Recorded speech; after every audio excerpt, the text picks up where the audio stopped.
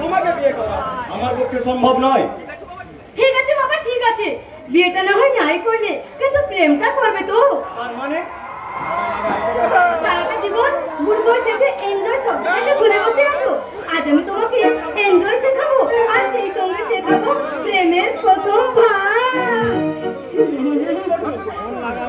তুমি আমাকে বিয়ে না করো ক্ষতি নেই, কিন্তু এইটুকু স্মৃতি আমার দাও হচ্ছে, তোমার স্পর্শের এই অমূল্য স্মৃতি আমি বুকে নিয়ে সারাটা জীবন।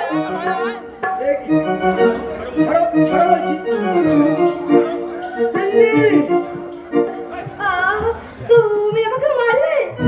হ্যাঁ মারলাম। ঠিক তেমনি এত নোংরা তোমার মন, এত জঘন্য তোমার রুচিবোধ। রতিন, যে নারী বিয়ের আগে পর পুরুষের কাছে নিজেকে বিলিয়ে দিতে চায়, তাকে আমি মনে প্রাণে ঘৃণা করি। যাও, চলে যাও এখান থেকে। খালি হাতে ফিরে যাওয়ার মতো মেয়ে আমি নই রতিন। আজ আমি যতখানি মান সম্মান হারালাম, তার থেকে অনেক বেশি সম্মান আমি তোমার কাছ থেকে ছিনিয়ে নেব। কি করছো? কি করছো? নাটক করছি, নাটক। যে নাটকে তোমাকে আমি নায়ক থেকে সাজাবো খলনায়ক। কে আছো? বাঁচাও, বাঁচাও, বাঁচাও, ছাড়ো,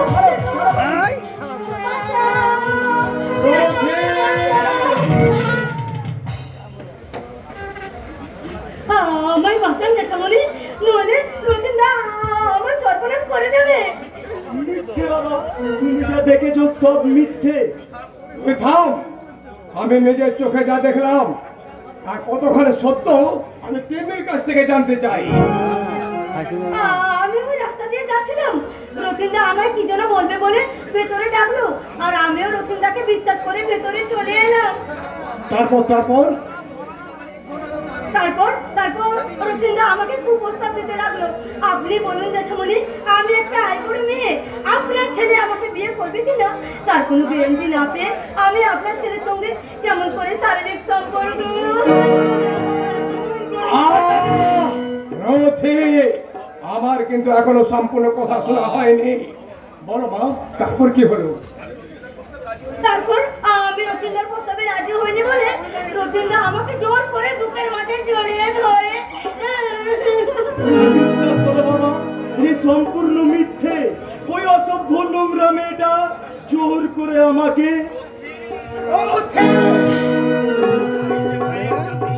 নারী যে মায়ের জাতি, নারী মাত্র যে ভোগের সামগ্রী নয়, এই সত্য কথাকে কি করে ভুলে গেলে জানো? এই তোর উচ্চ শিক্ষা নমুনা, এই শিক্ষা অর্জনের জন্য তোকে আমি মাথার ঘাম পায়ে ফেলে ওর পিছনে ঠেলেছি। ওরে বাবা, এই মেয়েটা যখন এই মানুষগুলোর কাছে তারা অভিযোগ করছে, বলবে যে সত্যের গাঙ্গুলি ছেলে তাকে বাড়ি থেকে ছিল তাহলে করতে পারল। তখন আমার এই মুখ কেমন করে দেখাবো রে? বল বল, হতে পারে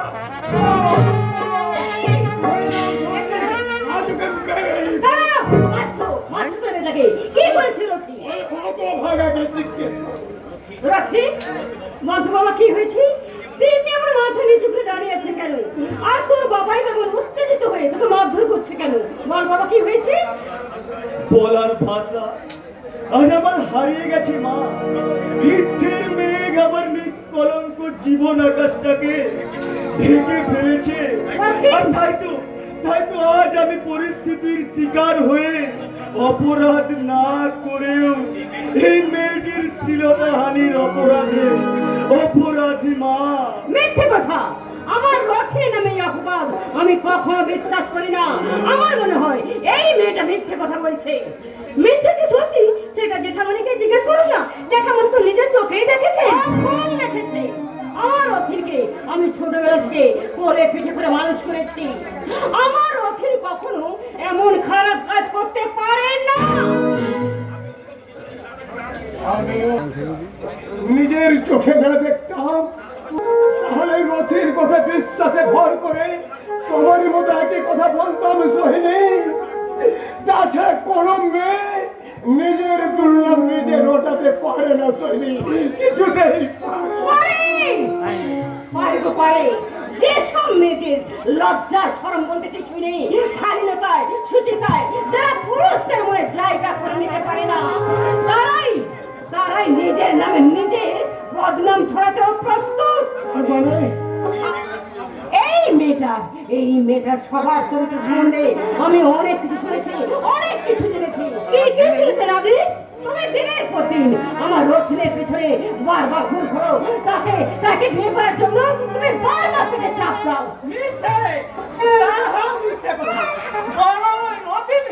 আমার মেয়েকে বিয়ে করবার জন্য আমার মেয়ের পিছনে ঘুর ঘুর বাবা তুমি এসেছো? দেখো না বাবা, ও রথিন আমার একা মেয়ে, আমার শিলতা হারিয়ে ছিল তাহারি আমার মেয়ে মামলা করবো, মোকদ্দমা করবো। আজ তোমার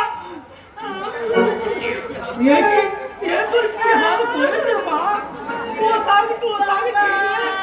একেবারে একাকার।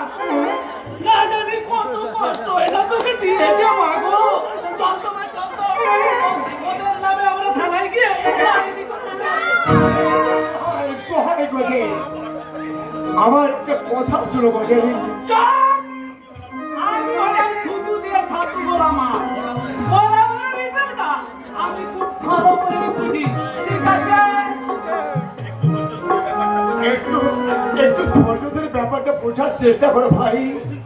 রোজি তোমার ছেলের মতো এই সময় মাত্র চাকরিতে এই সময় ও যদি কোনো একটা পুলিশের ঝামেলাতে জড়িয়ে পড়ে, তাহলে ওর হতো চাকরিটা চলে যেতে পারে।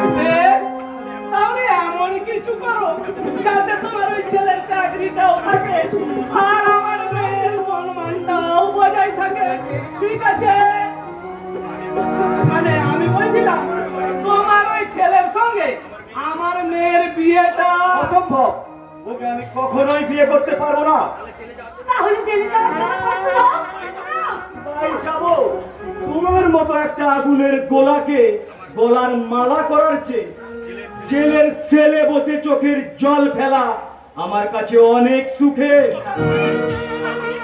চুপ কর, চুপ কর, হতো ভাই, তুই চুপ কর। দোহাই, দোহাই গজে, আমায় একটু বোঝার চেষ্টা করো। আমি সাত্বিক ব্রাহ্মণ, এই সমাজে আমার একটা বিশেষ সম্মান আছে। তোমার মেয়ের সঙ্গে আমার এই ছেলে অসম্পূর্ণ বিয়েতে সম্মতি দিলে ওরা আমায় সমালোচিত করবে ভাই। এই ঠাকুর মশাই, একদম থুতু দিয়ে ছাতু বলার চেষ্টা করবেন না। ঠিক আছে? তোমাদের হাত জোড় করে বলছি ভাই, আমাদের সমাজ আর সম্মানের কথা চিন্তা করে অন্তত আমাদেরকে তুমি ক্ষমা করে দাও। এই বিয়ে আমাদের সমাজ কিছুতেই মেনে নেবে না। যে করেছে তোমাদের সমাজে ব্রাহ্মণের ছেলে মাহেশ্বর মেয়ের সঙ্গে ফুর্তি করবে, তাতে কোনো দোষ নাই। বিয়ে করতে গেলেই যত দোষ। বাবা চমৎকার! অত কোথায় কি দরকার বাবা? ওকে বিয়ে করার কোনো ইচ্ছাই আমার নেই, শুধু তুমি বললে তাই। চলো তো বাবা, আমরা থানায় গিয়ে ওদের সব কটার নামে বেশ করে নালিশ দিই। চলো। যেও না ভাই, যেও না। তুমি আমার কথা শোনো, আমাদের একটু ভাবলো, ভালো করে ভাববার সময় দাও। যেতে দাও মা, আসলে সাজানো নাটকটা আমার কাছে পরিষ্কার হয়ে গেছে। তাই ওদের উদ্দেশ্য আমি কোনো মতেই সফল হতে দেব না। আমি জেল কাটতেই চাই। কিন্তু আমরা কোথায় যাবো রে? আমার ভবিষ্যৎ গড়ার আশায় আমি যে নিজেকে তিল তিল করে নিঃশেষ করে ফেলেছি। আর এই শেষ জীবনে একটু মোটা ভাত, একটু মোটা কাপড়ের আশায় তোকে যে বহু কষ্ট করে এত করে নিয়ে এসেছি বাবা।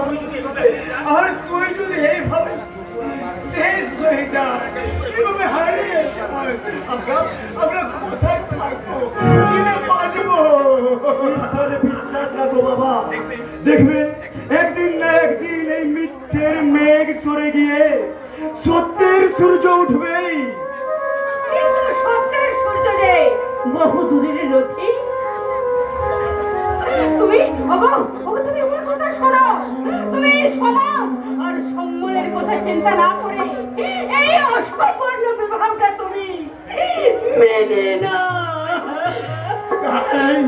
তাই হবে সৈনিক।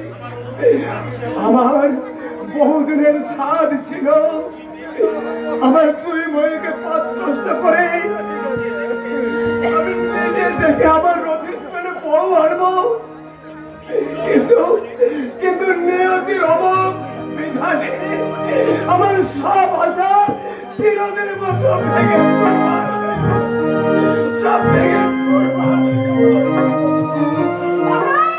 আমার তুমি চুপ করো, তুমি চুপ করো। কি করবো? থানায় যাবো না বিয়ের আয়োজন করবো? না, আমি বিয়ের আয়োজন করো। না মা না, এর যে তোমরা আমার গলা টিপে মেরে ফেলো, তবু ওই কাল লাগেনি যে তোমরা বিয়ে করতে বলো না মা, বিয়ে করতে বলো না। চুপ কর, চুপ কর হতভাগা, তুই চুপ কর। এটা তোর বিয়ে নয়, এটা তো চরিত্রের বলি, তোর ইচ্ছার বলি। আর আমার মান সম্মান আদর্শের বলি। তুই কেন বলি হতভাগা? কেন কেন? তাহলে বিয়েটা আগামী লগ্নে বেশ জাঁকজমক করে হবে, তাই না বাবা? আজই হবে। তবে কোনো লগ্ন নয়, কোনো অনুধ্বনি নয়। নির্জন শ্মশানে যেমন একটু একটু করে সব দেহ পুড়ে, তেমনি তোমার চার আগুনে একটু একটু করে আমার রথের পূর্বে তার স্বপ্ন আশা আকাঙ্ক্ষা